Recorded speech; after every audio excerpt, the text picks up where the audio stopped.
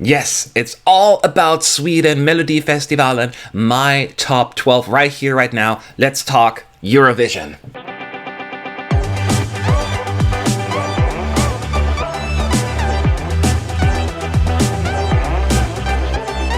Sup, you fools! Mad, ESC United, your favorite Eurovision channel, and yes, we will have the Swedish song in a week from now, and after 4 long semifinals and a wild card, we finally have the 12 finalists, and I'm here to share with you my personal top 12, and 2 disclaimers from the get-go. Number 1, obviously, my personal impression, my taste, my opinion. Don't take offense to it. I appreciate all artists. I just putting it out there.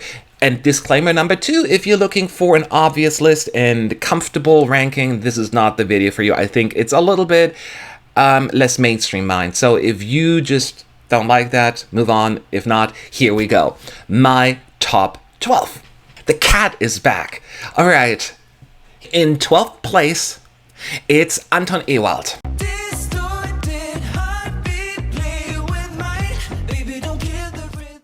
It's like Anton froze himself for exactly, 7 years, and then returns with the exact same song that we heard in 2014. And it didn't work for me back then, and it's not working for me right here, right now. I just can't access it. It rubs me the wrong way, and clearly there's an audience for it. I'm not the audience, and it's just very ordinary. In 11th place, I am putting Alvaro Estrella. Viva life forever, you and me together. And I expected this one. It was such a clear, expected Andra Chansen qualifier. This kind of sound always goes to the second chance round and then moves on to the finals. Happened again this time around. It's like the 2020 version of Adios Vamigos. It's too much for me. I find the Latin flavor that's inserted here forced and kind of awkward, inauthentic. I guess that is another word I'm looking for. It has some catchy moments. I'm not denying that there is a certain catchiness to it, but that's about it. In 10th place, I am putting, it's starting to get controversial, Danny.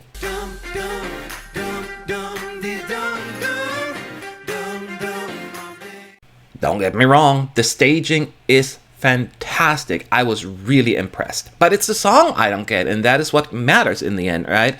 Danny sings about dancing, and then I hear the word Macarena, and everyone is going crazy about it, and I'm sure it's popular with the Swedes, and at least it's a song in Swedish, and it's a sound that people often like, but I'm not feeling it. In 9th place, my controversial list continues. It's Erik Saade.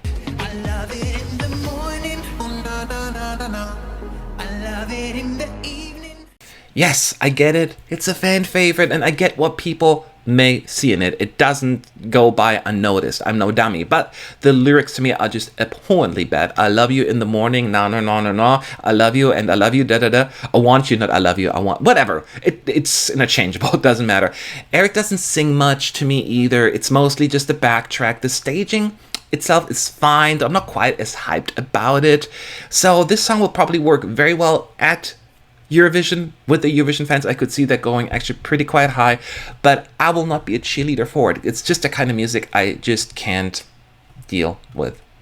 In 8th place, I'm not done yet, it's Tusse.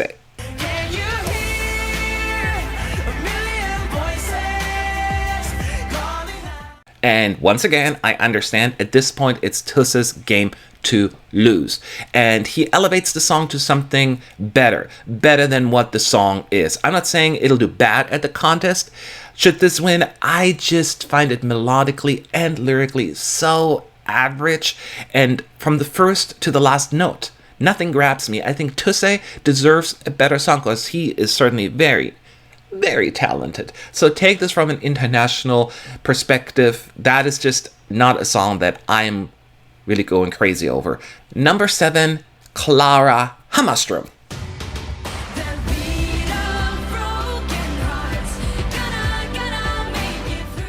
I always mix up the two Claras here, but this is It's a fine pop song that is executed well, not moving mountains in my view, but you have to give Clara some love for that amazing outfit. I'm totally digging that.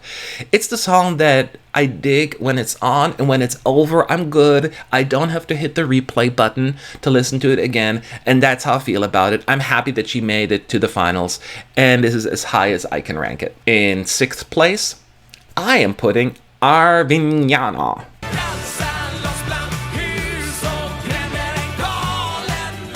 And it would be so neat for Sweden to send a song that actually feels Swedish and has the Swedish language on top of it. Avenyana deserves a spot in the finals just for that, and I have a soft spot for songs that don't pretend to be current and modern and embrace what they are. And I had just so much fun with the song. Certain songs, I had fun while it's on, yay. And that is what basically puts it above some of the other songs that I was kind of like, Here I'm more like, Moving on to my 5th place, and that is Paul Ray. So stay with me, and we'll take the road to where we lead. That was actually quite interesting. When I first heard the studio version, I was like, okay, it's all right, nice enough. But watching it live, it's really enjoyable. I will say, first of all, great staging, and probably the most slick one to me. Everyone's talking about Eric and Danny, but I thought Paul's one is way more interesting and entertaining. I still wish Paul would sometimes hold some of his notes. He abruptly just stops singing, but maybe that's just his style and a personal preference for me. But I think this is actually a pretty good song, and I'm glad he made it to the finals once again, even if it was for the second chance round. Moving on to my top 4, and as you can see, this year I'm all about the women. All the ladies just have the better songs in my view. No more guys left, but sometimes that's how it goes, right? So moving on, in 4th place, I am putting Clara Klingenström.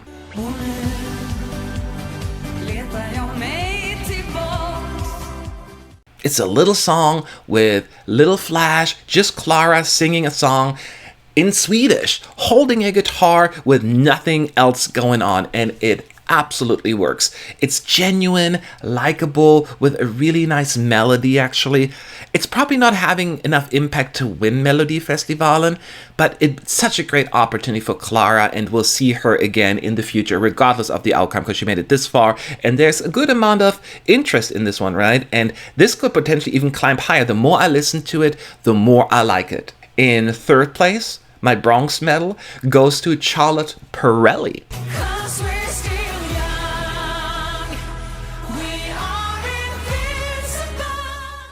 And Swedish Schlager at its best is what I'm saying. Charlotte's charming performance absolutely won me over. Celebrating and singing about aging gracefully and puts a smile on my face. It was just so likable. It was a surprise direct qualifier in my opinion, but I was over the moon when that happened. I didn't see it coming. I watched her perform live before at Eurovision, and she gave concerts, and she is just so good. She's good, a professional, and I just really like the song. And yeah, that's all there is to it. My number 2, and as you can see, it's a battle return from 2020. Was not planned, but that's just how it went. But my number 2 is Daughter.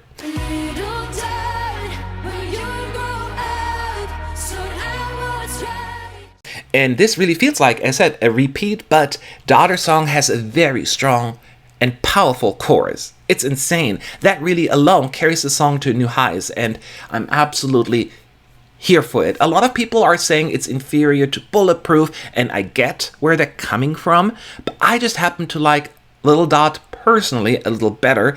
It just had an immediate impact, while Bulletproof was more of a grower to me.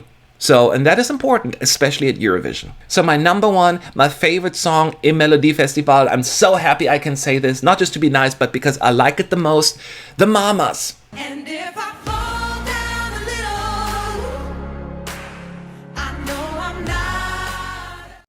And yes, again, a battle between Daughter and The Mamas, with the trio taking the edge.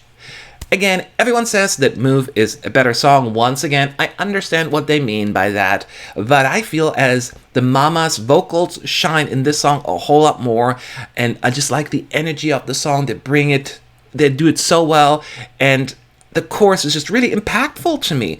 I'm really hoping for an unexpected surprise for the Mama so that we can see them in Rotterdam. They absolutely deserve it. It's just less static than Move, which is kind of ironic considering the song's called Move. But here they're actually moving around and really make the song way more visually appealing. And I just really, really like it. I love their voices. And maybe there's a miracle and they can win this because I just am digging that song. Make it happen, Sweden. Again, those are my top 12. Not the most obvious choices, so don't hate. I would love to hear from you. Who did you rank first and last and whatsoever? Leave your thoughts below in the comment section. Thank you for watching. Good luck to all 12 participants. In the end, it's just me, one random, stupid, unnecessary opinion, and yet here I am sharing it with you because I have this camera on and I have a microphone that's working. So, hey, I'm moving on. Thank you for watching. Goodbye.